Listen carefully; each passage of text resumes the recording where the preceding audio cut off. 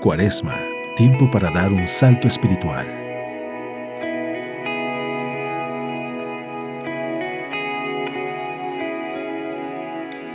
Hoy jueves 9 de abril celebramos la institución de la Eucaristía. El Evangelio según San Juan, que el día de hoy nos presenta la Santa Misa, nos refiere precisamente cómo Jesús lava los pies a cada uno de sus discípulos después de que Judas le va a traicionar y ya le ha anunciado la traición de Judas.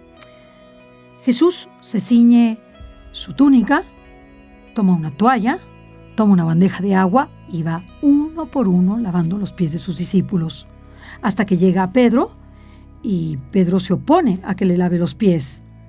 Entonces Jesús le replica: lo que yo hago tú no lo entiendes, pero lo comprenderás más tarde, porque si no te lavo los pies, no tendrás nada que ver conmigo.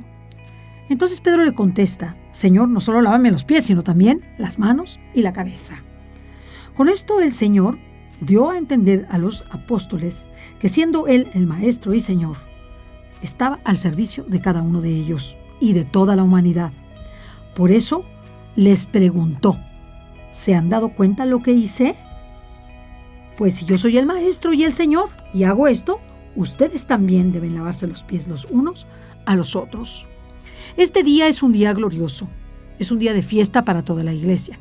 Se trata de la institución de la Eucaristía, el sacramento de los sacramentos, sin el cual no tendríamos esa vida en abundancia que Jesús nos dijo y nos anunció en los Evangelios. La institución de la Eucaristía nos da el punto fundamental y el clímax de los dones que el hombre ha recibido a través de la redención de Cristo. Celebramos 3 fiestas: la institución de la Eucaristía, y con ello la institución del sacerdocio y el mandamiento nuevo, que nos amemos los unos a los otros como Jesús nos ha amado. En estas 3 fiestas que están incluidas dentro de la institución de la Eucaristía, nos encontramos con la grandeza de nuestra fe católica. Cuando vamos y comparamos nuestra fe con las demás religiones, credos, ideologías, filosofías, todas se quedan cortas. Y fíjate bien cómo se quedan cortas. Primero, la Eucaristía no es solamente un memorial, es, a través de las palabras sacramentales, la transubstanciación del pan en el cuerpo de Cristo y del vino en la sangre de Cristo. Por tanto, Jesús se hace presente en su cuerpo, sangre, alma y divinidad. A este portento de milagro, que ya les he mencionado, se le llama la transubstanciación, es decir, el cambio de las especies que, aunque no sea perceptible a los ojos, es perceptible en la gracia. Y por tanto, no nos comemos cualquier pan ya, ni nos tomamos cualquier vino. Veamos las otras religiones.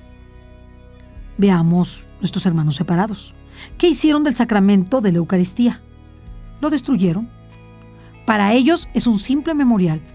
Y he podido ir a varias ceremonias y cenas de los protestantes, de nuestros hermanos separados, y te dan un pedacito de pan y te dan un poquito de vino. Pero para ellos, ahí no está Jesús, porque no tienen el sacramento del orden sacerdotal y, por tanto, aunque digan las palabras, no consagran ni transubstancian el pan y el vino. La Eucaristía es un don maravilloso. He tenido la oportunidad de contemplar con mis propios ojos varios milagros eucarísticos. Me he quedado perpleja ante la grandeza de dichos milagros. ¿Cómo es posible que un pedazo de pan se convierta en carne de Jesús? ¿En carne de tejido cardíaco? ¿Cómo es posible que el vino se convierta en sangre de Jesús? ¿En gránulos y coágulos que 4 pesan lo mismo que 1? Como en el milagro del anciano. ¿Cómo es posible que las hostias se manchen de sangre cuando el sacerdote las consagra y después bajo su vista, bajo sus ojos, se convierten en hostias manchadas de sangre? He tenido la oportunidad de ver con mis propios ojos el milagro de Tixtla, es decir, la hostia manchada de sangre humana.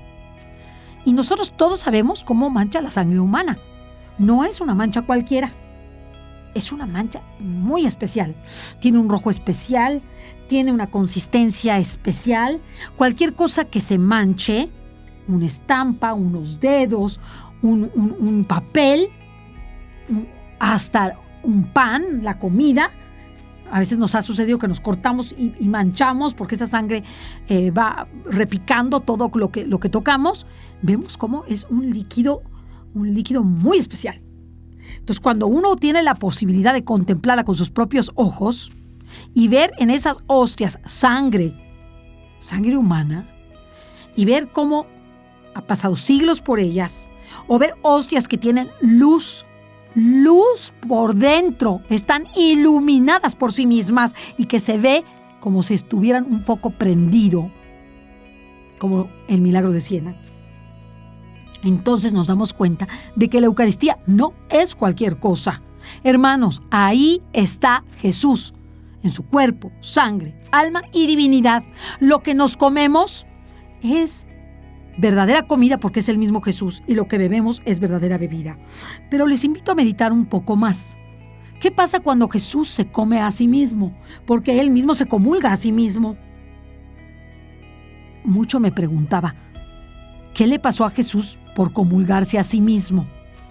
Primero, la razón por la que se comulga a sí mismo es la reparación de todas nuestras malas comuniones deficientes, desesperadas, después de haber comido chicle, agua, de venir en estado inconveniente, después de todos los sacrilegios que se hacen con las hostias consagradas, nuestra indiferencia, nuestra falta de atención en la misa, incluso al momento de comulgar, y más y más y más. Todo lo que se hace con la hostia consagrada, que ni vale la pena decirlo, pero que son grandes sacrilegios. Y por tanto, Jesús, al comulgarse de manera perfecta, realiza una comunión plena, absoluta, total, llena de gracia, llena de inmaculadez, y por tanto, el Padre se da por servido de todas nuestras malas comuniones deficientes, sacrílegas, vanas, tontas, superficiales. Imaginen ustedes qué le pasó a Jesús. Segundo efecto, poder soportar desde el huerto hasta el final de la pasión. Todo está consumado. Todo ese proceso, porque yo me preguntaba, ¿cómo le hizo Jesús para soportar? Pues esto que le pasó, fue terrible. Si nos ponemos a ver qué le pasó a Jesús del momento del huerto al final de su pasión, bueno, no tiene ni explicación que haya soportado lo que soportó desde el punto de vista humano. Pero ¿qué le dio la Eucaristía? La fortaleza perfecta de soportar todo lo que pasó desde el huerto hasta todo está consumado. Cuando vemos al profeta Elías, y vemos que el profeta Elías estaba muy cansado, no sé si recuerden ese pasaje, en que el profeta estaba ya harto, estaba cansadísimo, ya no podía más, ya no quería saber nada, estaba devastado, ya le dijo a Dios, ¿sabes qué? Hasta aquí llegué, ya no quiero saber nada. Entonces se durmió debajo de un arbolito. Y cuando despertó, encontró un pan y un poco de agua. Y se los tomó. Y cuenta la Escritura que después de tomarlo, tuvo capacidad para aguantar meses de caminata y sin comer. ¿Qué se comió Elías? Para Dios no hay tiempo. Para Dios no hay tiempo. ¿Qué se comió Jesús? Se comió a sí mismo, hombre y Dios. Se comió todo Él y se dio fortaleza de Dios sobre Dios. Y por tanto, pudo soportar física, espiritual y moralmente toda aquella pasión que no tiene explicación humana, desde luego, de soportarla. Por eso, cuando nosotros comulgamos con profundidad, nos sentimos llenos, plenos, consolados. A mí, en lo personal, me pasa eso.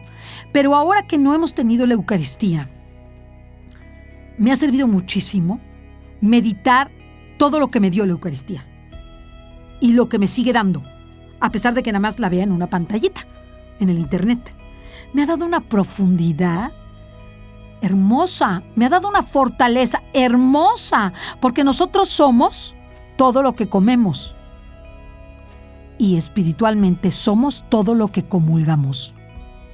Entendamos, cuanto más hayamos comulgado, más fortaleza, más capacidad de soportar, de sacar adelante, de vivir con un espíritu positivo, de estar contentos, de salir adelante, de andar sin quejas y de poder sobrellevar esta terrible situación sin poder comulgar ni ir a la Santa Misa, que es una gran gracia. La gracia más grande que puede tener un ser humano es ir a la Santa Misa y comulgar. No hay gracia más grande. Es el don más maravilloso, la experiencia más increíble, la potencia más extraordinaria, la bomba atómica espiritual más desarrollada, perfecta y completa para cada ser humano. Somos lo que comulgamos. En esa medida podremos soportar lo que viene. Supongamos que las circunstancias no mejoran, sino empeoran. Porque todavía hay Eucaristías, hermanos. Todavía hay misas, aunque estén a recinto cerrado. Y eso es una gracia. Es una gracia grandísima. El día que se suprima el sagrado sacramento, sepamos que ese día vino la oscuridad absoluta a la tierra. Cuando pienso en nuestros primeros padres y toda la historia sagrada sin Eucaristía, digo, ¿cómo lo hicieron? Pobrecitos. No tuvieron el consuelo, la ayuda, la seguridad, la grandeza, la fortaleza de soportar todo lo que la vida presenta. La tribulación de este tiempo será de tal magnitud, y no con eso pretendo asustarlos, sino simplemente advertirles que sin haber comulgado será más difícil.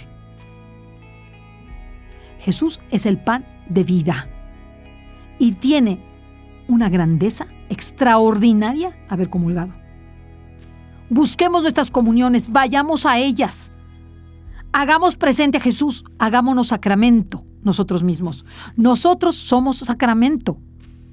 Somos templo vivo del Espíritu Santo y al ser templos del Espíritu Santo, ahí puede habitar Jesús vivo. Fíjense lo que le estoy diciendo. Jesús ha dado esos milagros, por ejemplo, al padre San Pío de Pietrelcina, que tenía la presencia eucarística, comulgaba y guardaba la presencia eucarística las 24 horas hasta el día siguiente que volvía a comulgar. Santa Catalina de Siena tenía la posibilidad, cada vez que comulgaba, de visitar el no tiempo y estar por horas en éxtasis. Tanto estaba en éxtasis que la sacaban a patadas de la iglesia y se encontraba afuera de la iglesia toda pateada. Ahí despertaba. La grandeza de la Eucaristía no la sabremos hasta que venga un gran milagro. San Luis María Guiñón de Montfort dicen que se murió de felicidad, igual que los padres Andreu, que estuvieron en Garabandal. Y se murieron de la felicidad porque vieron lo que significa y lo que es el milagro eucarístico. Se murieron de la felicidad. Los padres Andreu, el padre Luis Andreu concretamente, él dijo: hoy ha sido el día más feliz de mi vida. Ustedes se imaginan lo que son los sacerdotes, el poder que tienen. Bueno, es que si se lo creen, es un poder indestructible, es un poder grandioso.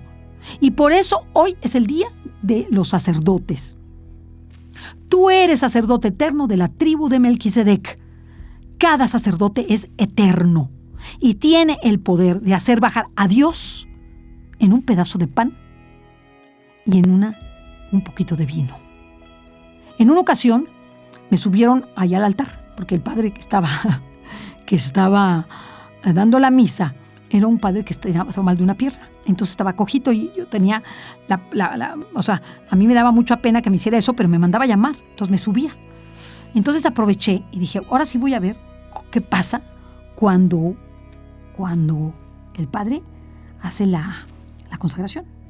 ¿Y cuál fue mi sorpresa? Que vi algo que he visto varias veces, nada más hay que ser muy sensible para verlo en el sentido de que estar muy atento.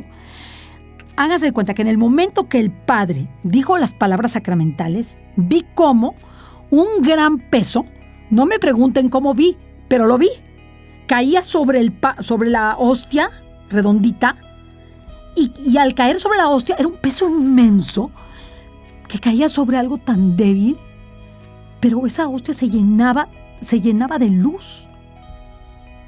Háganse cuenta que hasta se doblaba sin romperse, así se doblaba. Y yo vi eso y lo he visto varias veces. Entonces, imagínense no ver el peso y el peso estar ahí. Y el peso que yo veía y que entendí era el peso de la gracia, el peso de estar Jesucristo en su cuerpo, sangre, alma y divinidad. Y ese poder lo tiene el sacerdote por la gracia del orden sacerdotal. Por eso, quienes más atacados son en este momento son los sacerdotes, porque tienen el poder de hacer presente a Jesucristo entre los hombres, lo cual es la paz, la seguridad, la solidaridad, la justicia, el amor, las virtudes, la trascendencia, la inmortalidad. Imagínense, la inmortalidad, quien come mi cuerpo y bebe mi sangre, yo permanezco en él y él en mí, no morirá jamás. Es la inmortalidad. Por eso el enemigo va contra todo lo que es la Eucaristía, a darle menos importancia, a ponerla en el último lugar, a que la gente la tome como si fuera lo mismo, ir a quitar la Eucaristía que tenerla dentro de la Santa Misa, y un largo etcétera que todos conocemos y que todos nos ha ido doliendo cada vez más y más porque hemos ido comprendiendo la trascendencia de la Eucaristía. Entonces el sacerdote tiene ese poder y el poder de perdonar los pecados. Bueno, qué grandeza. Ustedes saben lo que es. Por el sacramento del orden, que el sacerdote, yo te absuelvo, después de haber todo lo que hayas dicho, todo lo que hayas pecado, las cosas más horribles, que son como dice Jesús en Nuestro Señor de la Misericordia, aunque tus pecados sean rojos como la grana, ven y dame esos pecados con tu arrepentimiento. El sacerdote tiene el poder de escuchar como si fuera Cristo, de aconsejar como si fuera Cristo y de absolver como si fuera Cristo. Es Cristo vivo en el confesionario. Y ustedes mismos hagan la prueba. Dice, ay, esto no puede ser. Y verán ustedes lo que les pasa en la confesión. Hay sacerdotes que cuando tú te confiesas te develan tu interior, pero completito. Tu alma puerquita te la hacen ver así, sin haberla ni siquiera lavado, así la tienes. Y te dicen, te falta algo. Imagínense ustedes que un sacerdote tenga la capacidad de decirte que te falta. ¿No me confesaste esto? ¿No me dijiste aquello? O al dar su consejo, decir exactamente lo que necesitas. No.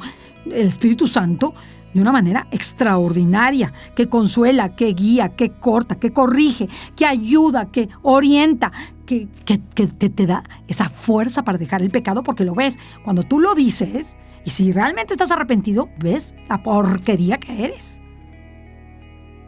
O sea, tú ves exactamente tu maldad. El Señor es un gran pedagogo y nos muestra nuestra maldad al nivel. Y si nosotros vamos al confesionario haciendo de la confesión una iluminación de conciencia y pidiéndoselo al Señor, viendo nuestros pecados a la luz de la justicia divina, terminaremos con un don maravilloso, que es que quedaremos confirmados en la fe. ¿Qué significa? Abominaremos el pecado. Será insoportable, como les fue a los apóstoles después de Pentecostés. Después de Pentecostés ellos no soportaron el pecado. Preferían morirse, que los maten. O sea, que los maten. Y no les importaba, los aceptaban, les hacían, los quemaban. Todo. No nos importa, que nos hagan lo que quieran, pero no nos hagan pecar. Y grandes torturas, y los que torturaron a los primeros cristianos decían, quítales la comunión, quítales la confesión y vas a ver cómo los torturas. Qué importante es el sacramento del orden sacerdotal relacionado con los demás sacramentos. El sacerdote es el mismísimo Cristo, ipse Christus. Es la persona de Cristo cuando confiesa. Es la persona de Cristo cuando da todos los sacramentos y sobre todo el de la Eucaristía. Es la persona de Cristo cuando impone sus manos. Es la persona de Cristo cuando bendice todos los objetos. Lo puede hacer a distancia, hermanos. Imagínense ustedes el poder del sacerdote. Con solo quererlo, donde estén los objetos, si uno le dice, voy a tener estos objetos y aquí están, lo puede hacer a distancia. Puede exorcizar a distancia. Puede sacar al enemigo. El enemigo se retuerce cuando ve a un sacerdote. Sepamos qué grandeza son todos nuestros sacerdotes y pidamos por todos. Pidamos de día y de noche por ellos, porque su tribulación será cual no lo ha habido jamás. Su persecución cual no la ha habido jamás. Pidamos por el Santo Padre, el primo de los sacerdotes, el primero de los sacerdotes. Que se entienda, no es porque sea mi primo, no, el primero, ¿ok? Entonces, al ser el primero, es por quien tenemos que pedir más. Porque en esta hora, él está profundamente atacado, profundamente desolado y devastado. Sepamos que vive en una gran tribulación y un gran sufrimiento inimaginable. Así como esa hostia vi que se doblaba con la gracia de Dios, vean a ese Santo Padre doblado por el sufrimiento. Y acompañemos a Jesús en este día de manera especial. Aprovechemos para darle gracias a Dios de su Eucaristía. Hagamos comuniones espirituales. Pidámosle al Señor que nos mande a sus ángeles que nos den la comunión. ¿Por qué no? Ellos son ministros extraordinarios de la Eucaristía. Pidámosle a los ángeles que vengan en el momento oportuno a darnos la Eucaristía, así como se los ha dado en diferentes manifestaciones marianas. Finalmente, decir cuál es la tercera gracia, que es el mandamiento nuevo. ¿Y por qué es nuevo? Porque ya no es amar a tu prójimo como a ti mismo, sino amarlo más que a ti mismo. Y ese mandamiento nuevo es que os améis los unos a los otros como yo os he amado. ¿Y cómo nos amó Jesús? Hasta el extremo de dar su vida, por lo tanto, más que a sí mismo. Eso es lo que nos pide Jesús. Un amor total, un amor de servicio, un amor de entrega y un amor de preocupación por las almas. No por cómo me siento yo, cómo estoy yo, que si estoy encerrado, que si no salgo, que si estoy sufriendo, que si no estoy sufriendo, que si puedo, que si no puedo, que si hice, que si no hice. Ya no es importante. Eso no es importante en este momento. ¿Qué he hecho con respecto a los demás y qué voy a hacer? ¿Cómo voy a cambiar mi vida? ¿Cómo voy a mejorar y darme a los demás? ¿Qué voy a hacer? ¿Qué voy a hacer, hermanos? ¿Qué servicio les voy a dar a mis hermanos? ¿Dejar la crítica? ¿Dejar la murmuración? ¿Dejar de juzgarlos a todos? ¿Dejar de tratar mal a todos? ¿De menospreciarlos? ¿Dejar de meterse con el Papa? Es lo primero que tengo que hacer, dejar de meterse con el Papa. Basta. Pidamos por el Santo Padre de día y de noche, de día y de noche. Porque Él lo necesita. Y desde que Él empezó su pontificado, nos lo ha pedido. Pidan por mí, oren por mí, oren por mí. No creo que haya habido otro Papa que nos haya pedido tantas veces que pidamos por Él. No seamos ingratos. ¿Cuántos dones hemos recibido de Él? Pues de esa forma, correspondamos con nuestra oración, con nuestro Santo Rosario, por lo menos ese Padre nuestro que rezamos por el Santo Padre. Oremos por Él y amemos a nuestros hermanos con todo el corazón. Sí, de manera sincera y honesta. Entonces, estas tres gozos que nos dio el Señor, el gozo de la Eucaristía, el gozo del sacerdocio y el gozo del amor en nuestros hermanos, son el clímax del amor de Jesús, que se entrega a su Padre de manera perfecta en este sacramento para que de manera perfecta Él reciba todas nuestras comuniones, todas nuestras misas, todo lo que se han significado este don, de manera perfecta. Acompañemos a Jesús en ese momento. Hagamos nuestra comunión espiritual diciendo, así, yo me pongo contigo, Jesús.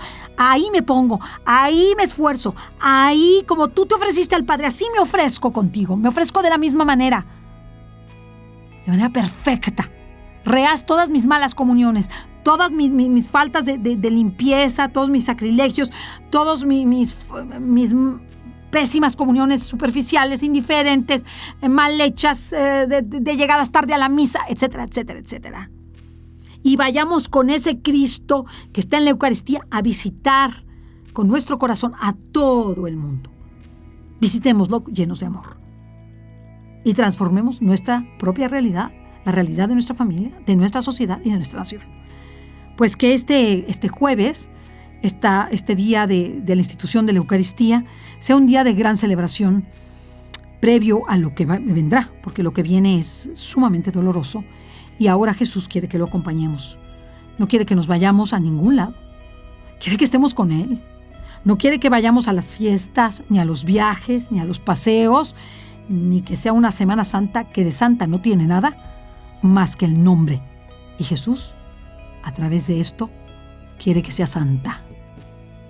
Haz de este jueves un jueves santo, de este viernes santo, un viernes santo y un sábado santo de verdad. Haz del triduo pascual algo insuperable. Esa es la invitación para que disfrutes al máximo este día lleno de amor, este día de los tres gozos, este día en donde Jesús se nos da a nosotros los católicos, para ser inmortales. Que Dios te bendiga. Cuaresma, tiempo para dar un salto espiritual.